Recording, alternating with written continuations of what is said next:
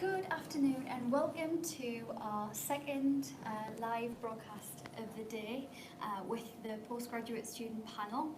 We did one earlier, but I think we should just go through and introduce everyone again, just so that if anyone is new and watching for the first time, you know who we all are.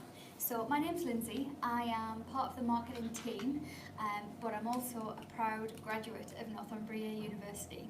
And we also have four lovely ladies here who are studying postgrad, both teaching and PhD. So I'll let them introduce themselves and we'll start with Louise at the end. I'm Louise and I'm doing a PhD in nutrition. Hi, I'm Renali and I'm doing a Master's in Business Analytics. I'm Deborah and I'm doing a Master's International Business Management. I'm Risha and I'm doing Master's in Microbiology. That's great, thank you very much. So we're just going to be talking about like your experiences, personal experiences and like general experiences of postgrad at Northumbria. So we'll start with you, Louise, if that's all right. Can you tell me a little bit about why you chose to study at Northumbria? Firstly, I'm local, so I know the city very well. I knew the reputation of the university already. So it was mainly that I really fancied the course because I kind of knew all the rest of the background things, but the course, all the modules really appealed to what I was interested in, so yeah, that's why I chose to study at Northumbria.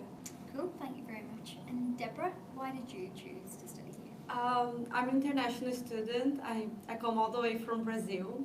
So I actually had like many options. Like I was oh my gosh, which country should I go? Where should I study? And it was a kind of a tough decision, and you do need to think about it because it's an investment in the end of all. Yeah. And when I was looking through the course I chose here in Northumbria, I saw that it fulfilled the both sides I wanted because I want to be a professor and a company owner someday. And Northumbria University has subjects that fulfill like the research side of it. So like when I want to be a professor, it's important for me to learn about research. Yeah. And it also had like many subjects linked directly with the professional side of it. So it's actually like preparing me the both ways I want. So that's why I choose Northumbria. Oh, fantastic. Thank you very much. So the next question is, how do you find studying at Northumbria as a postgrad as opposed to studying your undergraduate? Should we start with you, Renali? Is that okay? Okay. So for my undergrad, I did my degree in Sri Lanka, but through Northumbria, so it was through distance learning. So it was a different experience for me there because it was, I think, at undergrad, I think at master's level it's more independent than at undergrad level. But of course, for me, it was a bit more independent either way because I had to kind of do my own reading and research through Blackboard and things like that. Sorry.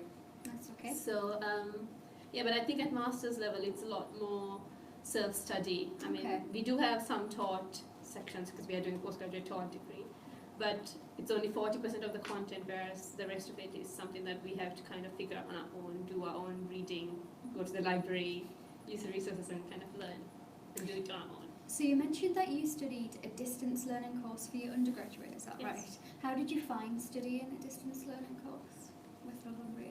I think it was very well organized because we had complete access to Blackboard, email, and we were assigned, for my dissertation, we were assigned a supervisor from Northumbria University itself. So we could email them, kind of get feedback on the content, and I think the program itself was very well organized because I really enjoyed doing my undergrad. I only had to do my final year, and that was a very smooth process, I would say. Oh, that's great. Good to hear. And what about you, Risha? What do you think is the difference between UG and PG? So I did my UG from Northumbria as well, and it was a different journey. So when you come to university from sixth form or college, you're into a big, massive, different world, and you have no clue about what's happening. But after the first year, you're in the momentum. You exactly know how to take things, where to take things from. And undergrad, yes, you're guided very nicely. All the instructions are given in the lectures. This is the material you need to know. Lectures, seminars, labs are all in place. Whereas in comparison to my master's, like the PG, it's totally more independent, and you're just given minor guideline, and it's up to you how intense or how in-depth information you want to get from there. So, which is something amazing, because you're actually building up your own research and your own ideologies of working independently. So quite similar to you as an individual working in the outsider world. Yeah. So it's amazing. Yeah. It's pretty good. And how do you think postgraduate study prepares you a little bit more than if you just went out to the working world from undergraduate level? You do get projects given out, and like in the seminars, it's you yourself designing the questions to ask from the lecturers, not the lecturers asking you questions. Yeah. So you are showing your own knowledge to the lecturer, like this is the topic, that's where I'm confused, or I think this is the right thing, because there is no wrong or right thing. It's just up to you how you take it and from which point of view you're reading the things at. So it's more intense, more diverse, and it just prepares you for the outer world more. Yeah. Oh, that's cool. So when you're taught your postgrad, obviously, Louise, this is a bit different for PhDs, but you get a mix of seminars and lectures with postgrad teaching, is that right? Deborah, do you want to tell us more about like the contact time you have and that sort of thing with seminars and lectures, and what lectures you have and that sort of thing? Sure. I think both classes and seminars, they are very useful. Seminars are good because it actually develops your way of thinking more innovative, because the professors give you tasks to do in groups, and you need to figure out a solution to a problem, or you have a project to develop. So it really fosters your analytical and critical skills. So they really put tasks for us that are linked with like current subjects of like our field of study. Yeah. You know.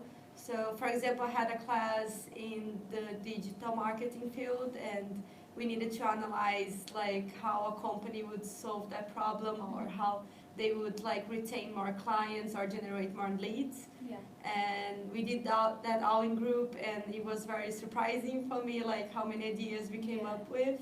And I thought, wow, I can literally put all of that in practice. Yeah. So, I mean, it's very useful. Like, it's not like just the classes are good because you can grab all the ideas the professors are passing to you, and the seminars, they go ahead because you develop those ideas by yourself and the group that you're working So with. they kind of link together. Yes. And work I think it in tandem. reinforces the theory and helps you to apply it in like practice. Yeah, that's a really good way of putting it, isn't it? Because I think you definitely need both ways of learning, don't you? Especially at postgraduate level, where we were talking before and we were saying that postgrad study has a lot more of an analytical additive to the study process. Louise, could you comment on that? Like how you think that the way you learn and what you learn at postgrad, how is that different to undergrad? I think I'd agree with what everyone else has said. Undergrad, it's a bit more prescriptive. You're kind of told what you're going to study, you're told what you're going to do and when you're going to do and what you're going to do in the lab, things like that. And then you go to, say, a master's, it's a little bit more independent, you kind of get your own projects and you can kind of pick what you want to do, and then that prepared me massively for a PhD where you're basically completely independent, there's no lectures or seminars or anything like that, you basically have your contact time with your supervisor, and then you're not free to do whatever you want because you have to obviously finish your PhD with a proper title and everything, but if you are doing a bit of research and you find something that's quite interesting, you can kind of go down that avenue a little bit more if something kind of piques your interest, and which I think is really useful for like real world application, because there aren't so many jobs where you'd be told like this is what you're going to do that and then finish this. You need the skill to be able to pick out what's important and research different things and work independently. I think is massively what I've taken from doing postgraduate. It's almost like helping you improve skills, like your judgment on things, isn't it? Yeah, and it's like not just about your subject matter. Like I didn't just learn about nutrition. You learn all the research skills around that, and how to read literature and how to write, things like that as well. Yeah. Oh, that's really cool. Thank you. And kind of related to seminars and lectures, how do you feel that the communication with lecturers and people in the course team has contributed towards your postgrad? Do you want to chat about that, Deborah? Yes, of course. Can you make the question again? It's about the academic staff, so Okay. how you feel they've supported you, and what ways have you worked with academic staff on your course so far, sort of thing? Well, for example, in my course, I think a very clear idea of how supportive were my professors with me is I have some optional modules, and I was so in doubt which one, like which module I should choose or not. Because they were all very good. I was like, oh my gosh, should I choose this one or should I choose that one? It's a good decision to have to make when you want to take all options rather than none.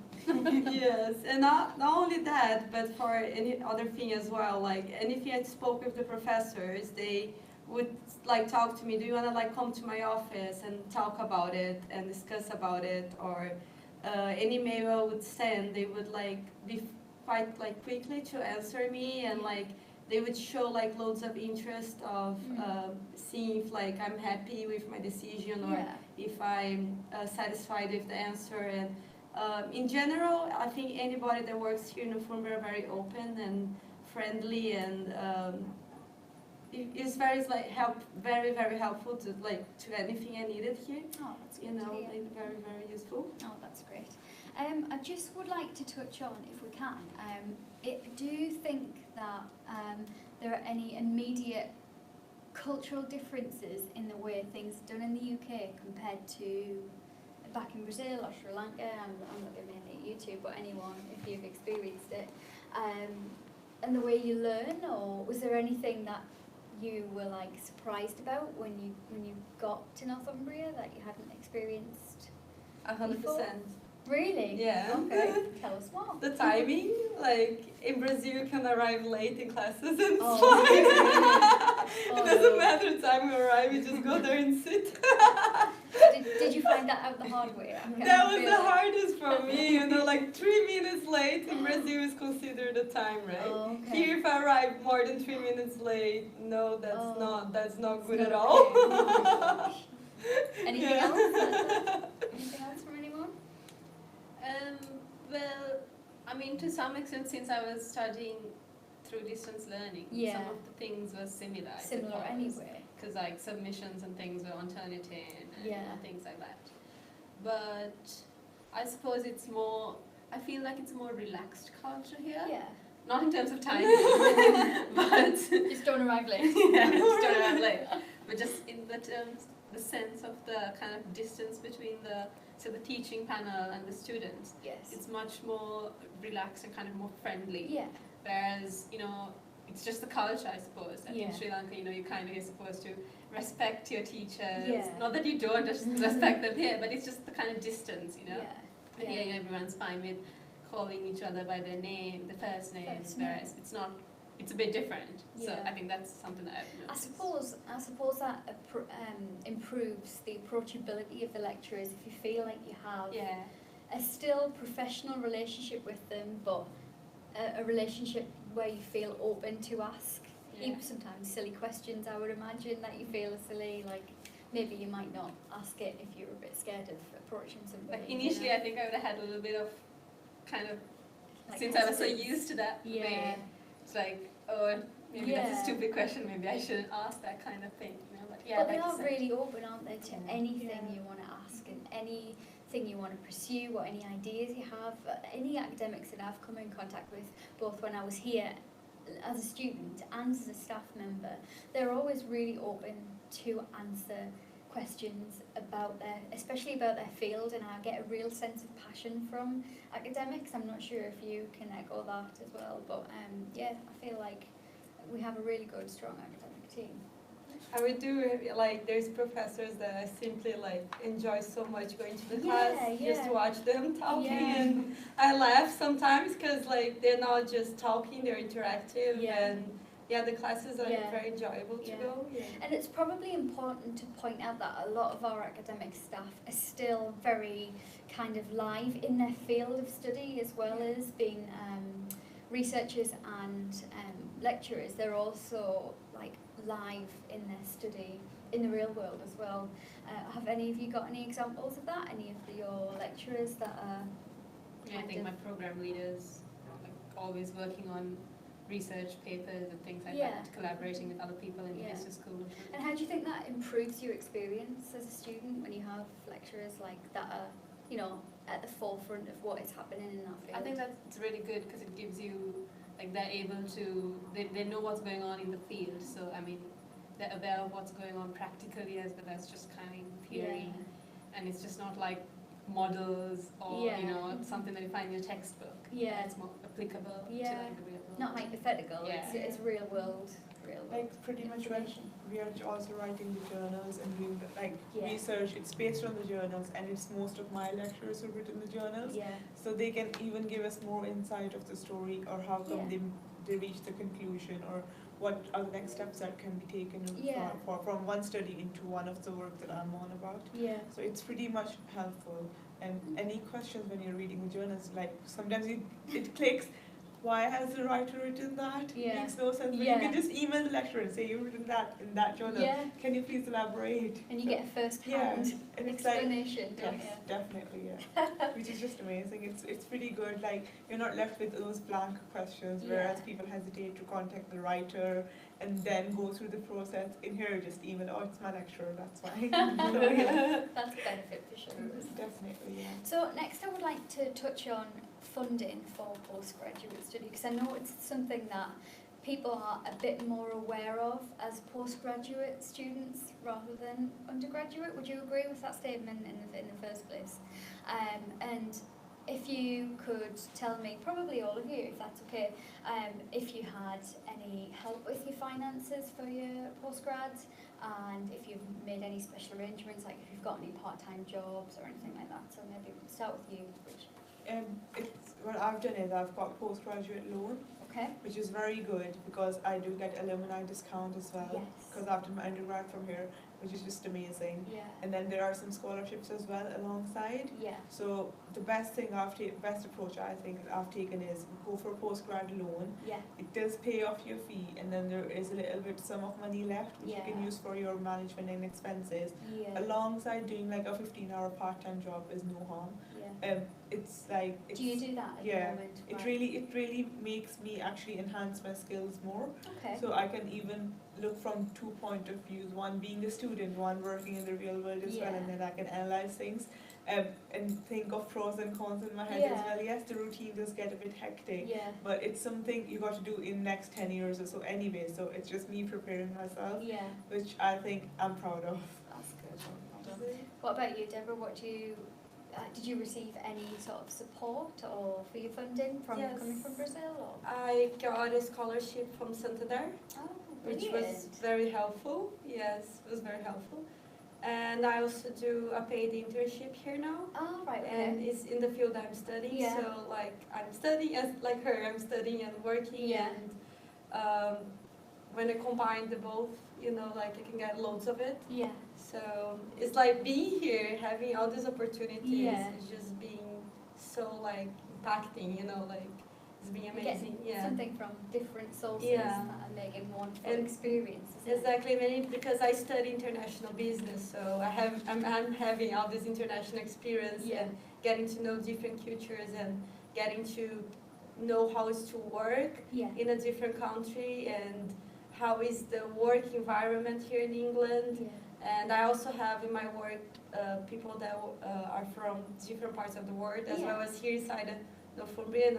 My classmates, they're from different countries all over, you know. And now I have like this massive network, you know, because of the opportunity I have to study here. That you can obviously reflect on once you've left university, can't you? Of course, yes.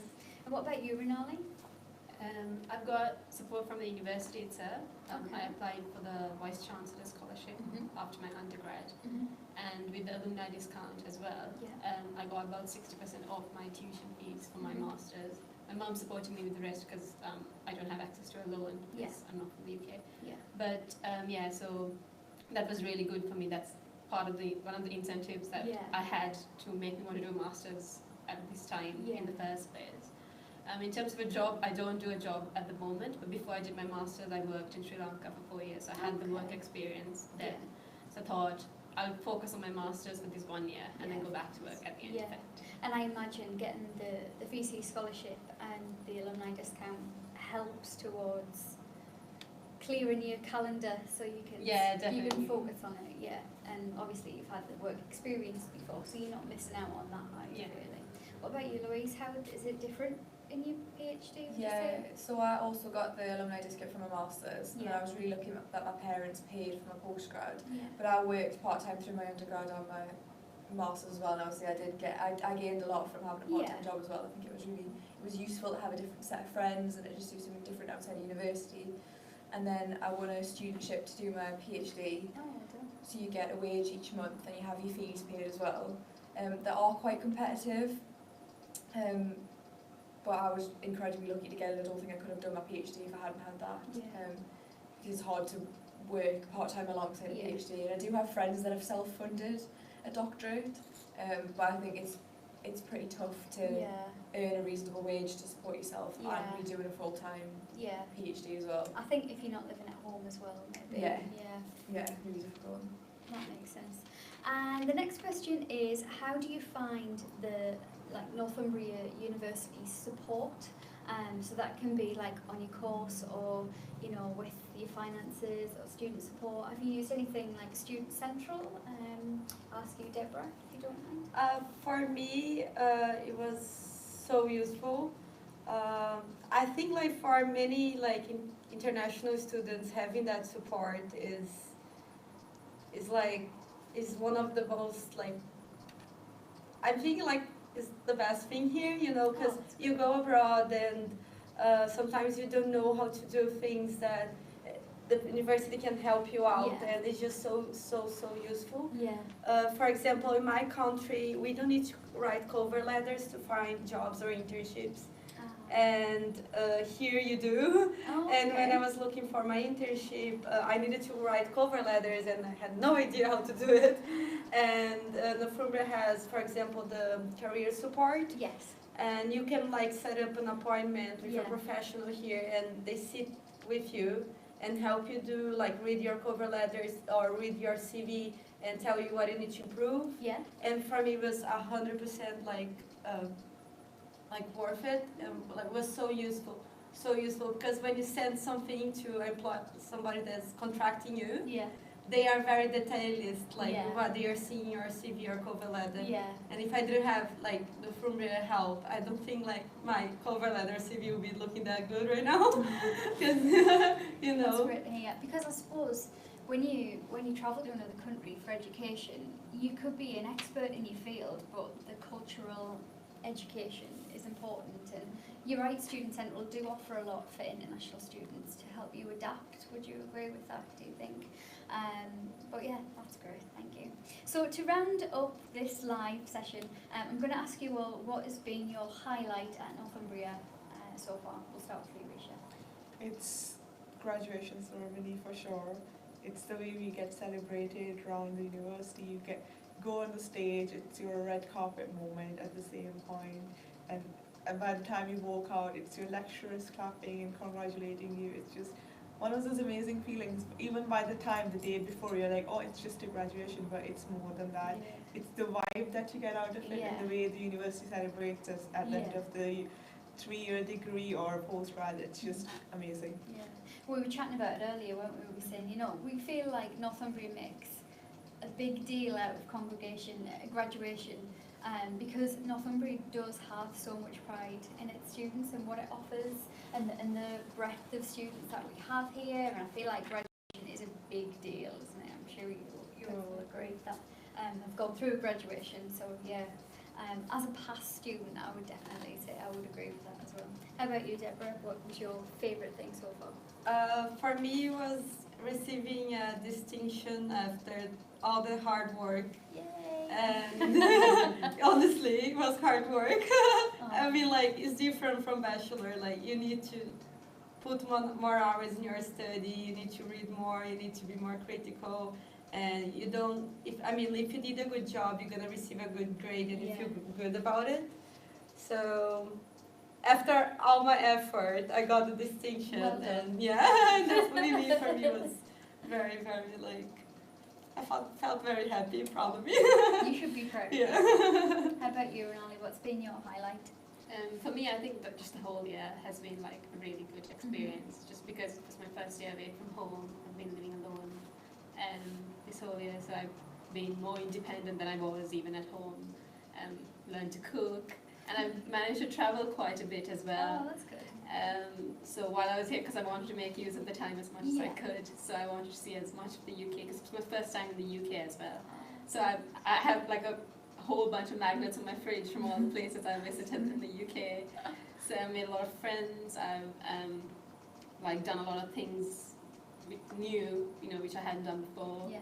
And just, I mean, my mom used to cook, so I just take it for granted. But now I think I've become quite a good cook. If you do say so. Yeah, even if I do say so myself. So yeah, it's just the whole year has been a really good, That's great. it's a highlight for me, yeah. Thank you. Finally, Louise. I would say also graduation day, because the university does make such a fuss of you. Yeah. But also I was thinking earlier, when I handed my dissertation in, like when you print it out and you like get the stack of paper and you go and get it bound, and you take it to the desk and you hand it in, you're like, I wrote that, that was me, that was all my hard work. Sense of pride, Take it and isn't mark it? it. And then, like, you're finished, you're like, that was amazing. Yeah, so I think like, Can you imagine when you graduate from Like your PhD? thesis. You'll be like, oh I think that'll be my PhD highlight, getting my thesis printed and bound and handing that in. Yeah, I think that'll be great. Oh, that's great. Thank you very much, girls. So that is the end of our student panel for today. Thank you very much for joining us. If you have any questions, there should be a link to our email address above my head. It's nu.postgraduate@northumbria.ac.uk, and also our social handles should be up there if you want to reach us via social media. So thank you very much, girls. Thank you. And thank you again for watching.